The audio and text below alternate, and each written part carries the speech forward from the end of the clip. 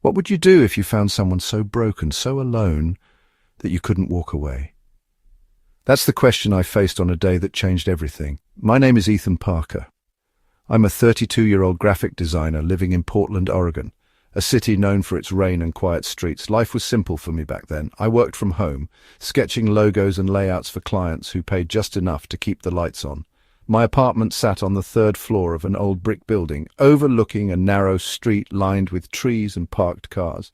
It wasn't much, but it was mine. I'd been single for a while, licking my wounds after a messy breakup, content to keep to myself. That is, until she showed up. It was a rainy afternoon in late fall, the kind of day where the clouds hang low and the world feels grey. I was at my desk, staring at a half-finished design, when something caught my eye outside the window. A woman stood on the sidewalk below, motionless. She wore a sleek designer coat, dark hair spilling over her shoulders, and even from 3 floors up I could tell she was beautiful.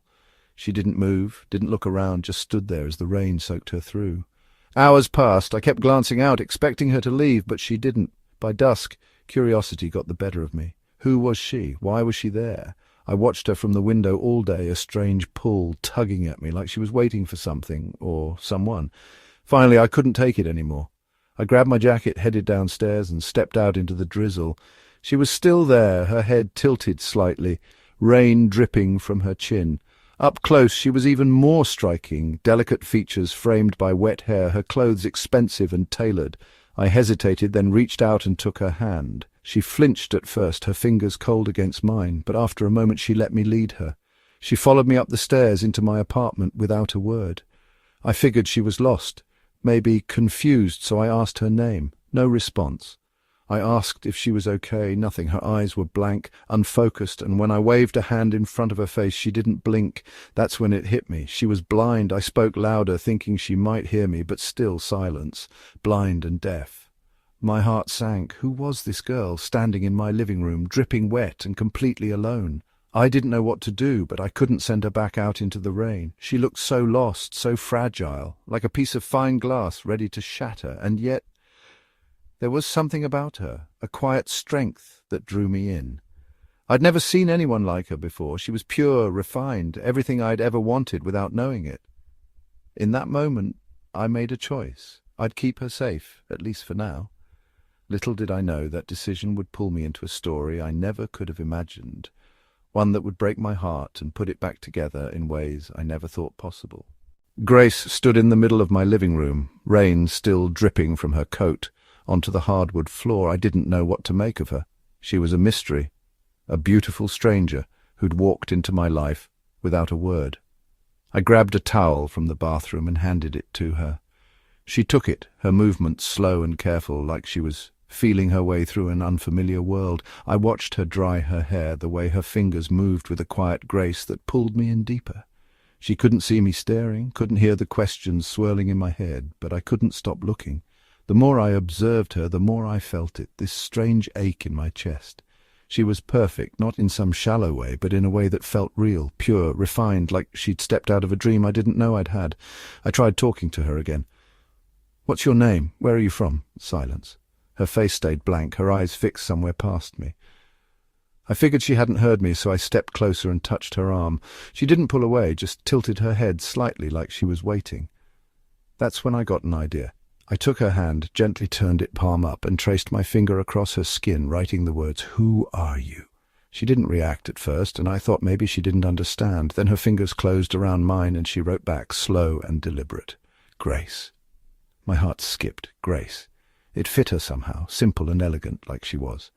I asked more questions, speaking out loud even though I knew she couldn't hear. "Why were you out there? Don't you have a home?" No answer. I wrote again, "I'll take you to the police." Her grip tightened, almost desperate, and she scratched into my palm. "Take me in." I froze. Take her in? Here? To my apartment? I barely knew her, didn't know where she'd come from or why she'd been standing in the rain all day, but there was something in the way she held my hand. A plea I couldn't ignore. I wrote back, "You want to live here for free?" She paused, then reached for her wrist and slid off a watch, pressing it into my hand. It was heavy, sleek, probably worth more than my rent. "This is for you," she wrote. "Is that okay?" I shook my head, pushing it back toward her. I didn't want her money, I wanted answers. "Why don't you go home?" I wrote, my finger pressing harder into her palm. She didn't respond, just sat there, her face unreadable. I studied her. The designer coat now draped over a chair, the way her clothes hugged her frame like they'd been made just for her. She didn't look like someone who'd run away from nothing. There was a story behind her, one she wouldn't or couldn't tell me. I sighed, running a hand through my hair. This was crazy. I should have called someone, gotten her help, but every time I thought about it, I looked at her, sitting quietly on my couch, and something stopped me. She was blind, deaf, alone. I couldn't just turn her away, not when she needed me. Then I had a thought, one that came out of nowhere and stuck. "Be my girlfriend," I wrote, half expecting her to pull back. Instead, she nodded, a small, quick motion, and traced the word "okay" into my hand. My stomach flipped. "Okay?" Just like that. I didn't know what I'd expected, maybe a fight or a refusal, but not this. She agreed so easily, like it was the most natural thing in the world. I sat back, watching her settle into the couch, her hands folded in her lap. She reminded me of a stray cat, the kind that shows up at your door, too frail to fend for itself, but too proud to beg. I'd always wanted someone like that, someone who needed me in a way that felt real, not loud or demanding, just quiet and steady. Grace was that someone. That first night I gave her a blanket and let her sleep on the couch. She curled up without a sound, her breathing soft and even. I stood in the doorway staring at her, wondering what I'd just gotten myself into. She couldn't see the mess of my life, couldn't hear the doubts in my head, and somehow that made her feel like mine already. I didn't know her past, didn't know why she'd chosen me, but I knew one thing. I wasn't letting her go back out there, not yet, maybe not ever. Grace was here now, and for reasons I couldn't explain, I wanted her to stay. Grace settled into my life like she'd always been there. The first few days were strange, a quiet dance of figuring each other out.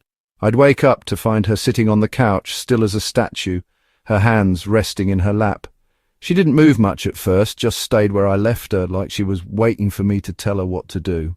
I didn't know what she wanted, didn't know how to ask, so I kept her close. I'd make coffee in the morning, set a mug in front of her, and watch her sip it slowly, her fingers curling around the warmth. She couldn't see the steam, couldn't hear the hum of the TV I left on for background noise, but she was there, real and present in a way that filled the empty spaces I hadn't noticed before. I spent hours watching her, studying the way she tilted her head when I touched her hand, the way her lips curved slightly when I wrote something in her palm. The more I looked, the more I fell. She was everything I'd ever wanted, someone who didn't judge, didn't demand, just existed beside me. I needed her, not because she was broken, but because she made me feel whole. 31 days after she'd walked into my apartment, everything changed. It was a quiet night, rain tapping against the windows, the TV glowing with some drama I wasn't really watching. Grace sat next to me on the couch, her shoulder brushing mine, her head resting lightly against me. The screen showed two characters kissing, all passion and longing, and I glanced down at her. Her face was soft, innocent, framed by dark hair that spilled over her shoulders. My heart thudded, loud enough I swore she'd feel it. I leaned in slow at first, giving her time to pull away. She didn't. Her body stiffened for a split second like a jolt ran through her, then relaxed as I wrapped my arms around her waist and kissed her. It was deep, hungry, a release of everything I'd been holding back. She didn't push me away, didn't flinch, just let me hold her closer, her breath warm against my lips. When I pulled back, I wrote in her hand, "You okay?" She nodded, tracing yes into my palm, and that was it. The switch flipped. From that night on, I didn't hold back. She couldn't see me, couldn't hear me, so I let myself be free with her in ways I'd never dared with anyone else. I'd change clothes in front of her, tossing shirts onto the floor while she sat on the bed unaware. I'd say things out loud, things I'd never told another soul. "I used to think I'd be alone forever," I'd mutter, knowing she couldn't hear the confession. "You're the best thing that's ever happened to me." She'd sit there, silent, her presence a comfort I didn't deserve but craved anyway. Writing in her palm became our language. I'd ask her questions. "How do you know what I'm writing? How do you move through the world like this?" She never answered the big ones, just stayed quiet, her secrets locked away. But every time her fingertips brushed my skin, tracing letters or just holding on, my heart raced. It was electric, that touch, a connection I couldn't explain. Grace was smart, sharper than I'd expected. She figured out the layout of my apartment in days, navigating the kitchen, the couch, the bathroom with a confidence that amazed me. She'd pour herself water, feel her way along the counter, and I'd watch, half proud, half terrified. What if she left? What if she didn't need me anymore? I couldn't bear the thought. She didn't seem to mind her limitations, didn't act like they held her back. There was a strength in her stillness, a resilience that made me ache for her. I wondered what she'd been through, what had brought her to my doorstep, but she never told me. I felt sorry for her, not because she was blind or deaf, but because I could sense the weight of her past, heavy and unspoken. After that first kiss, things shifted. I stopped worrying so much about what was right or wrong. She couldn't see me staring, couldn't hear my doubts, so I let myself want her. I'd pull her close at night, feel her curl into me on the couch, her head on my chest. She'd sleep with one leg draped over me, holding tight like I was her anchor. I'd wake up to her weight on me, her breath soft against my neck, and it felt right. Too right. I'd kiss her forehead in the morning, trace good morning into her hand, and she'd nod, a faint smile tugging at her lips. She didn't need words to tell me, she felt it too. We were building something, fragile but real, a bond forged in silence and touch. I didn't know how long it could last, but in those moments I didn't care. Grace was mine, and I was hers, and that was enough. Life with Grace felt like a fragile dream, one I didn't want to wake up from. We'd settled into a rhythm, her presence weaving into my days like she'd always belonged there. I called her Grace in my head, but out loud I started using Lila, a nickname I gave her when she wouldn't tell me more about herself. She didn't mind, just nodded when I wrote it in her palm, and it stuck. Things were good, quiet, until one afternoon when the past came knocking, literally. I was in the kitchen pouring coffee when someone pounded on the door. Grace sat on the couch, her head tilted like she sensed something, though I knew she couldn't hear it. I opened the door wide, and there she was. Megan Foster, my ex-girlfriend, standing with her new boyfriend, a smug guy with gelled hair and a leather jacket. Megan smiled, that sharp, knowing smile I used to fall for. "Hey, Ethan, I left something here a while back. Mind if I grab it?" I frowned. She'd moved out over a year ago, after tearing my heart apart with accusations that I was too unstable, too draining. There was no way she'd left anything behind. This was a game, a chance to show off her new guy and rub it in my face. I'd loved her once more than I cared to admit, and when she left, I'd drowned myself in cheap wine until the sting faded. Now she was back, and I didn't trust her motives. "Go ahead," I said, stepping aside. "Take whatever you want." She brushed past me, her boyfriend trailing behind, and I glanced at Grace, unease twisting in my gut. I didn't want her caught in this. Megan stopped short when she saw Grace perched on the couch, still and silent, her hands folded in her lap. Her eyes narrowed, her fist clenching at her side. I knew that look. Jealousy. Back when we were together, she'd get unhappy over nothing, and I'd spend hours chasing after her, begging her to smile. Not this time. I moved to Grace, took her hand, and felt her fingers stroke my palm. Light, then firm, like she was calming me. My pulse raced, but I held her tighter, afraid she'd pick up on the tension and feel out of place. Megan strutted into the bedroom, tossing drawers open like she owned the place, while her boyfriend leaned against the wall, smirking. I stayed close to Grace, watching her face for any sign of discomfort, but she just sat there, steady as ever. Then it happened. Megan came back into the room, her steps quick and sharp. She grabbed my arm, pulled me toward the bedroom door, and pressed me against it. "So, you've moved on pretty fast, huh?" she hissed, her voice low and bitter. Her boyfriend was just a wall away, but she didn't care. Her lips were inches from mine, her eyes daring me to react. I felt sick, a wave of nausea rolling through me. "Stay away from me," I said, my voice hard. She laughed, cold and mocking. "What's wrong? Didn't you like me best? Isn't this exciting with them right outside?" Before I could push her off, she lunged, trying to kiss me. I froze, caught off guard, and then the door creaked open. Grace stepped in, her head turned toward us, her blank eyes somehow piercing through the moment. My heart stopped. She couldn't see, couldn't hear, but she was there, like she'd felt something wrong. Megan stumbled back, startled, her plan falling apart. I didn't hesitate. I grabbed Grace, pulled her close, and kissed her, deep and deliberate, right in front of Megan. It wasn't just a kiss, it was a statement. I was done with the past, done with the games. Megan's face twisted, anger flaring in her eyes. "Ethan, don't come crawling back when you regret this," she spat, storming out with her boyfriend trailing behind. The door slammed, echoing through the apartment, and the silence settled heavy around us.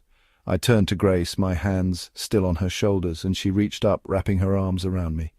She pressed herself into my chest, her touch soft but firm, like she was telling me it was okay. I lowered my head and kissed her again, slower this time, gratitude washing over me. "Thank you," I whispered, even though she couldn't hear it. "I'm sorry." Her ears flushed pink, the first real reaction I'd seen from her like that, and it made my chest ache.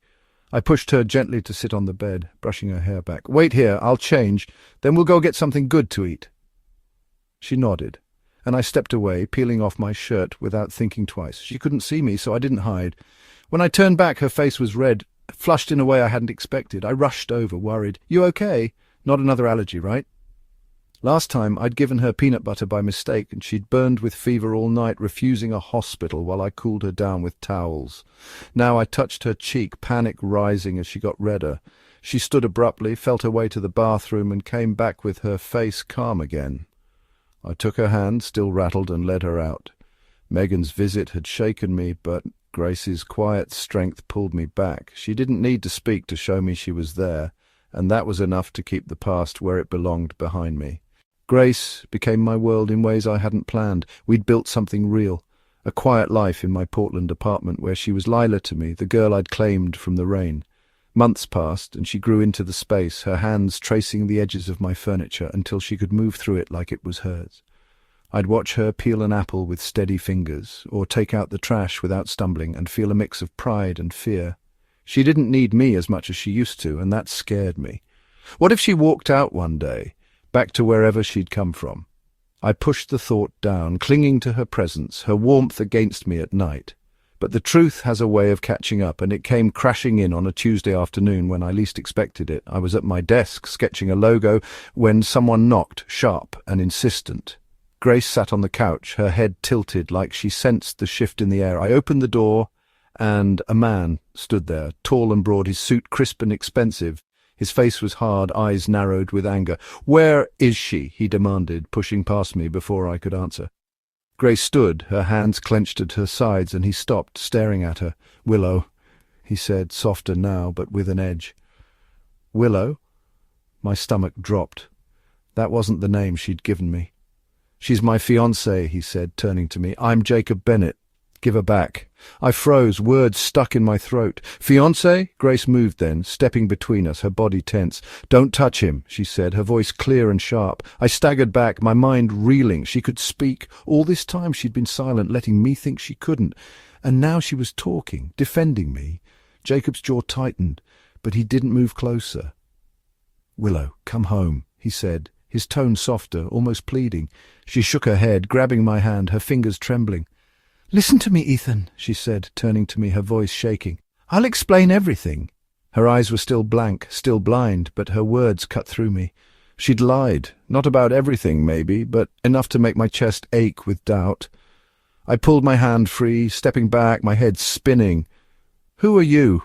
I asked, my voice rough. She reached for me again, desperate. "Wait for me, okay? I'll come back and explain." Before I could respond, Jacob grabbed her arm, gentler than I expected, and led her out. She didn't fight him, just let herself be pulled away, her head turning toward me one last time. The door closed, and the apartment went silent, emptier than it had ever been. I stood there staring at the spot where she'd been, traces of her everywhere, the blanket on the couch, the mug she'd used that morning. Grace, Lila, Willow, whoever she was gone, and I didn't know what to believe. Days blurred together after that. I couldn't stay in the apartment, couldn't face the quiet without her. I packed a bag and drove to my old family home, a small house on the outskirts of Portland where I'd grown up. My parents were gone, my grandparents too, and the place felt like a ghost town, but it was better than the memories choking me back in the city. Neighbours brought food, asked no questions, and I let myself sink into the numbness. Then, a week later, someone knocked again. I opened the door, half asleep, and saw a woman standing there, older, with Grace's dark hair and a face lined with worry. "I'm Eleanor Harper," she said, her voice soft. "Willow's mother. Can we talk?" I nodded, stepping aside, my heart pounding. She sat at my kitchen table, clutching a glass of water I'd poured her. "I need your help, Ethan," she said, her eyes glistening. "My daughter's falling apart. Without you." She told me everything. Willow Harper wasn't just some lost girl. She was the daughter of a wealthy Portland family, her father a businessman who'd built an empire with Eleanor's help. 2 years ago he'd had an affair, brought an illegitimate daughter into their company and shattered Willow's world. She'd grown up thinking her parents were perfect, a loving facade they'd kept up for her sake. When it crumbled, so did she. The betrayal broke her spirit, and over time her sight and hearing faded, a mental collapse the doctors couldn't fully explain. Her father didn't care, forced her into an arranged engagement with Jacob, the nephew of his mistress, to tie up loose ends. Willow ran, ended up under my building, too lost to go back. She's worse now, Eleanor said, tears spilling over. She says we hurt her again by taking her from you. Her father's given up on her, but I can't lose my only child. Please, Ethan, she needs you. I sat there, stunned, the pieces clicking into place. Grace hadn't been helpless. She'd been hiding, running from a life that had crushed her. I'd taken her in, given her something to hold on to, but now she was gone, and I didn't know if I could face her again. Not after the lies. Eleanor stood, wiping her eyes. Think about it, she said, and left me alone with my thoughts. I didn't sleep that night, torn between the girl I'd loved and the truth I couldn't unsee. Grace wasn't just mine anymore. She was Willow Harper, and her past was bigger than us both. The days after Eleanor's visit were a haze. I stayed in my old house, the walls creaking with memories, but Grace haunted me. Her real name, Willow Harper, echoed in my head. A stranger's name tied to the girl I'd held every night. I wanted to hate her for lying, for letting me think she couldn't speak, but I couldn't. She'd been broken when I found her, and I'd been broken too. We'd fixed each other, piece by piece, until Jacob ripped her away. Eleanor's plea stuck with me. She needs you. I didn't know if I could face her, didn't know if I was enough for her real world, but the emptiness without her was worse than the doubt. I packed my bag, drove back to Portland, and stepped into the unknown. I didn't expect to find her so soon. I'd barely parked near my apartment when I saw her standing on the sidewalk, a garbage bag in her hand. Grace, Willow, my Lila. She looked the same, dark hair falling over her shoulders, but her face was pale, strained. Then I spotted Megan Foster, my ex, blocking her path, a smirk on her lips. "What's this, Ethan? Your little pet project?" Megan said, loud enough for me to hear as I stepped closer. Grace didn't flinch, just stood there, her grip tightening on the bag. Megan laughed, cruel and sharp. "I'm the one who told her family where she was. You're welcome." Rage flared in my chest, but before I could move, Grace dropped the bag and slapped Megan across the face, hard and fast.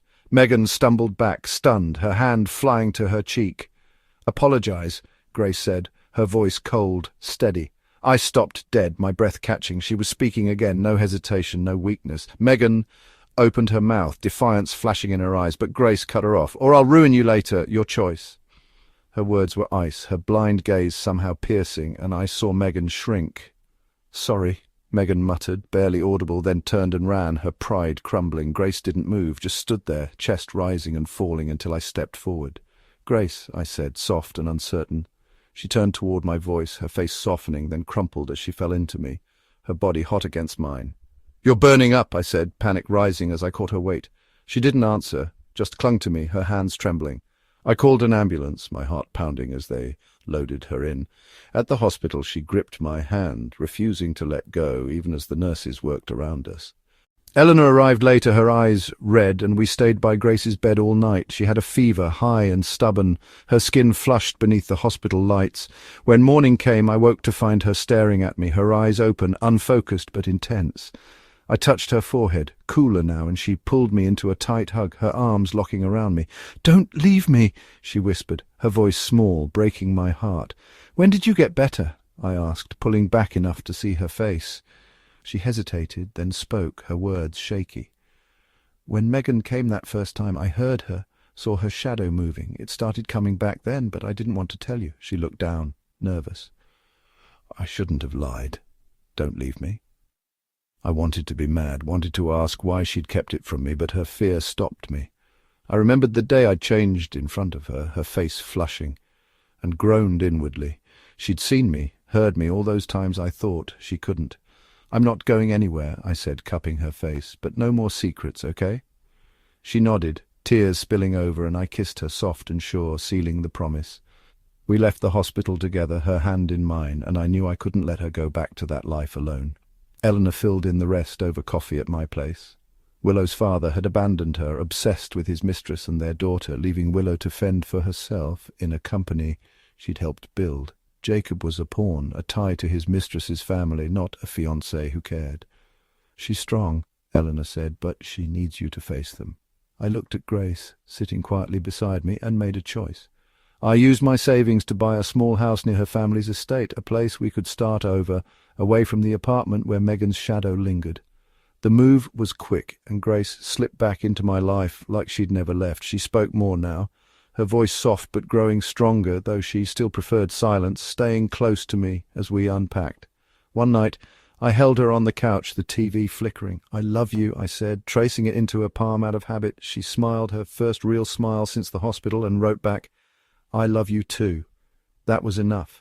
Megan was gone, Jacob was irrelevant, and her father's world could wait. We'd face it together. But for now, it was just us, rebuilding what we'd almost lost, stronger than before. Grace and I built a new life in that little house near Portland, a quiet corner where the past couldn't reach us. She wasn't just Lila anymore, or even Willow Harper. She was Grace, my Grace, and I was hers. We took it slow at first, unpacking boxes and settling into a rhythm that felt like home. She'd sit on the porch with me at night, her hand in mine, the cool Oregon air wrapping around us.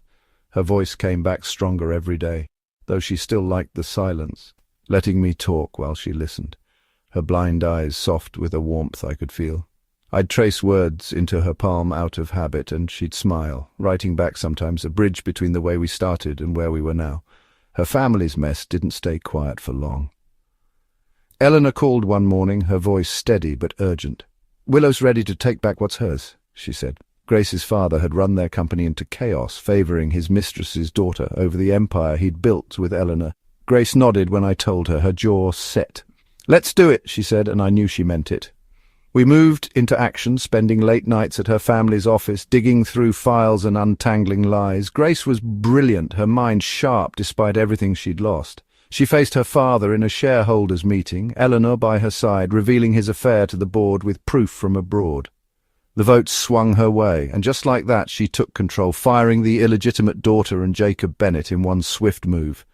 I watched her stand tall, a force I hadn't seen before, and felt proud, not just of her, but of us.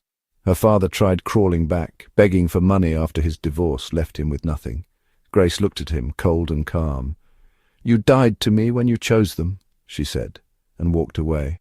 I held her hand as we left, her grip tight but steady. She'd won, not just the company, but her freedom. We celebrated her birthday that week, a quiet night with a small cake I'd picked up. She laughed when I lit the candles, a sound I'd never tire of, and kissed me, her lips tasting of frosting and promise. "I don't have to see their faces anymore," she said, leaning into me. I touched her cheek. "You never will again." That night she called me husband for the first time, half teasing, and I grinned. "Marry me then," I said. She chased me to the car, laughing, demanding a ring. We got the certificate the next day, simple and sure, and took off for Europe 2 days later. Our trip was a blur of joy. We spent the first few days in a hotel room, tangled in each other, too happy to leave. Grace would wake me with kisses, her jealousy flaring if a waiter lingered too long at dinner, but I'd pull her close and laugh it off. We explored cobblestone streets and quiet villages, me describing the views she couldn't see, her hand tight in mine. 3 years later we were back in Portland, a little boy crawling across my desk in our new home office. He had her dark hair and my stubborn streak, flapping his arms and shouting, "Dad," until I scooped him up, kissing his chubby cheeks. Grace walked in with Eleanor, both of them smiling, and I watched our son fall asleep against me, a life I'd never dared dream of. Grace's father faded into nothing, his mistress's family crumbling under debts and shame. She told me once, late at night, how close she'd come to giving up. "If you hadn't taken me in that day," she said, her voice breaking, "I wouldn't have made it." I held her tighter, my throat thick. "If I hadn't met you, I'd be lost too." She saved me as much as I saved her, pulling me out of my own darkness with her quiet strength. We weren't perfect, but we were whole, our broken pieces fitting together better than I ever thought possible. I looked at her now, my wife, my partner, and knew we'd built something unbreakable. So here's the lesson, the one I didn't see coming. Sometimes the people who seem the most lost are the ones who find you when you need it most. Grace stumbled into my life under that rainy street, blind and deaf to the world, but she saw me, heard me in ways no one else ever had. What's your story of redemption? Where did you find light in the dark? Share it below, because if there's one thing I've learned, it's that we're all just trying to piece ourselves back together, one moment at a time.